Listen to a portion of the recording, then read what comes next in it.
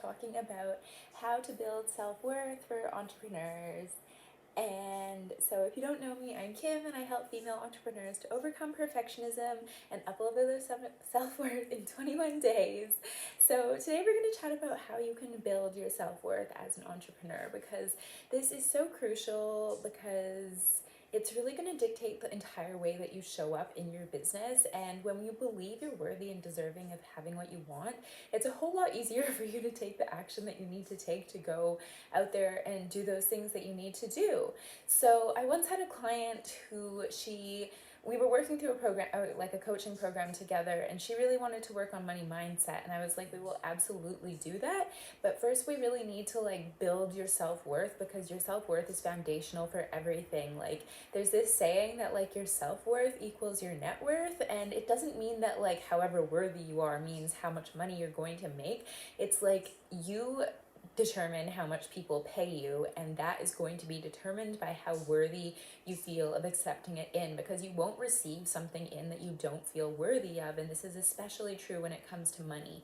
So basically, she wanted to work on the money mindset, where I was like, let's do the self-worth work first. We'll do that first, and then we can from that place and that basis of having high self-worth, then we can do the money mindset work. And it's gonna be it's like you've opened that doorway to abundance a whole lot more, because you already feel deserving and worthy of being safe, being secure, being taken care of. Because that's one of the things that comes up for us a lot, is if you look at Maslow's hierarchy of needs, it's safety and security is the first thing. It's that primal basis that you need for everything else.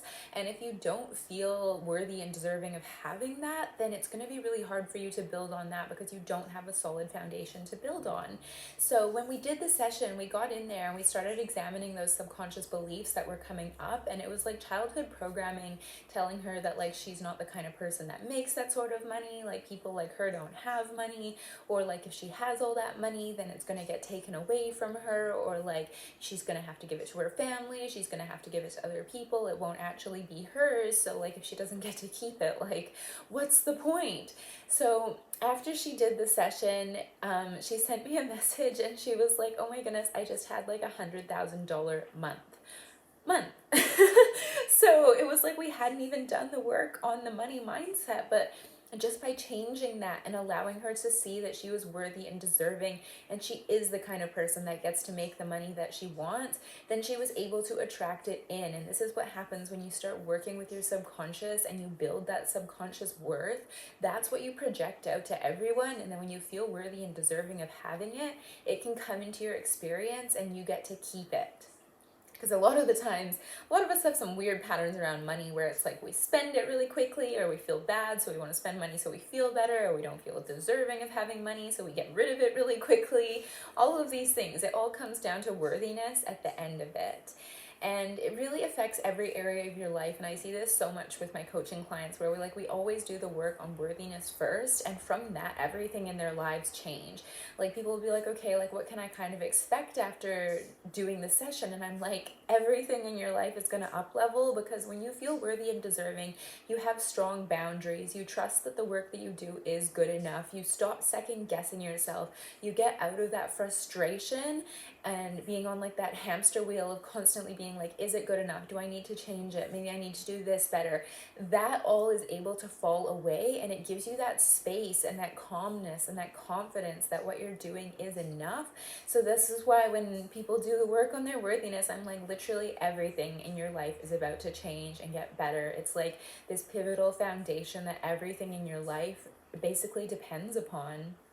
And also, so when you decide to do the work on the self-worth, people are what does that look like though? It sounds a little bit vague, maybe it sounds a little bit confusing, they don't really understand, where do you start? Self-worth is such a big concept.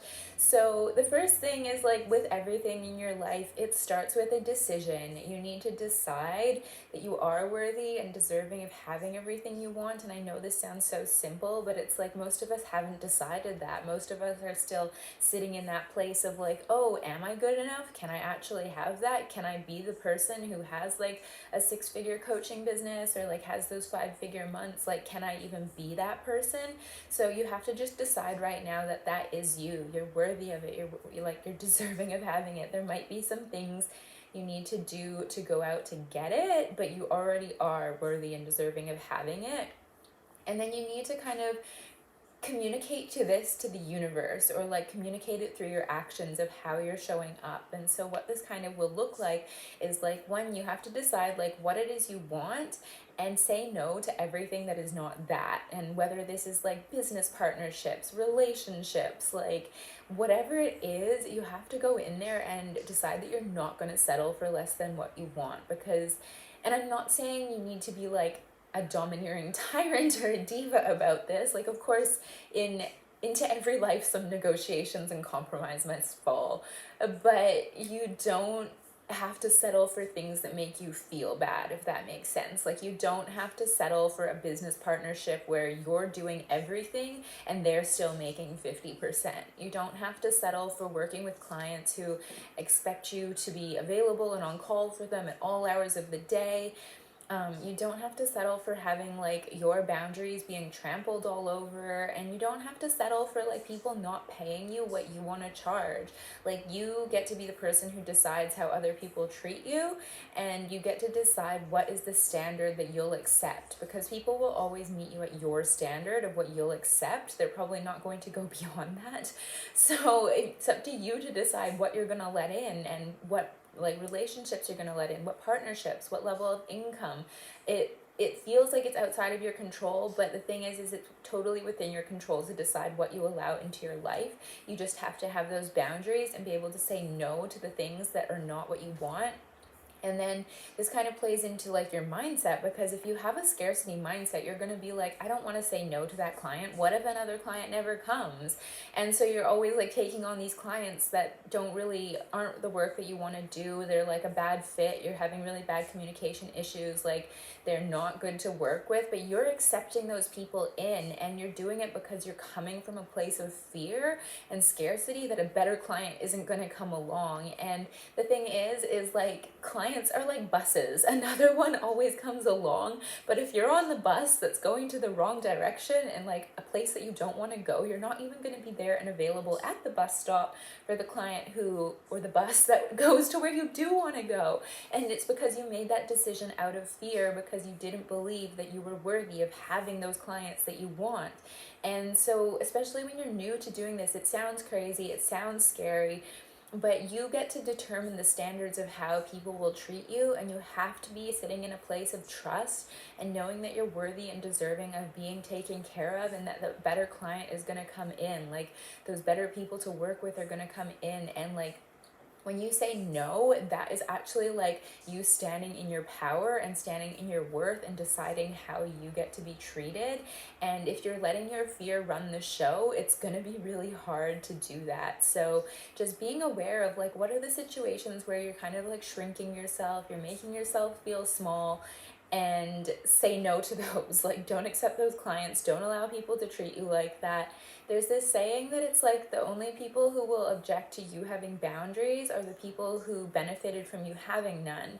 So you really need to be aware that like how they react to you is not your business. Like, what you think of yourself and how you're going to show up, as long as it's communicated from a place of love, they can have their reaction. You don't have to take it personally. And this all gets a lot easier when you build your self-worth. The next thing is, you really need to like show the universe you're not going to settle for anything less than what you want. Like, that client who you think is like your dream client, but they have like really bad issues around wanting to contact you at all hours of the day, you either need to set that boundary and be like, look, I'm not available outside of business hours, and if you can't work with that, like, I don't think this is a good fit, because you are worthy and deserving of running your business during business hours. Like, we don't go to the store expecting it's going to be open at midnight. Why are you the same? Like, you need to prioritize yourself, your mental health, your self-care, and this doesn't include being available for your clients 24/7. And if people don't like that, well, it can go be someone else's problem. Another client will come along for you.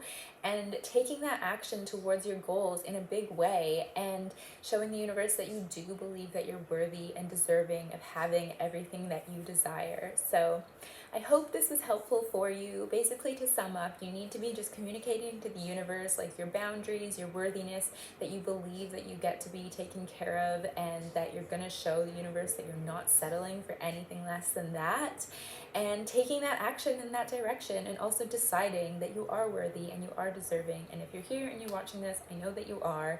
So hopefully this was helpful for you. Subscribe and like my channel below, and I will talk to you soon. I hope you have an amazing day.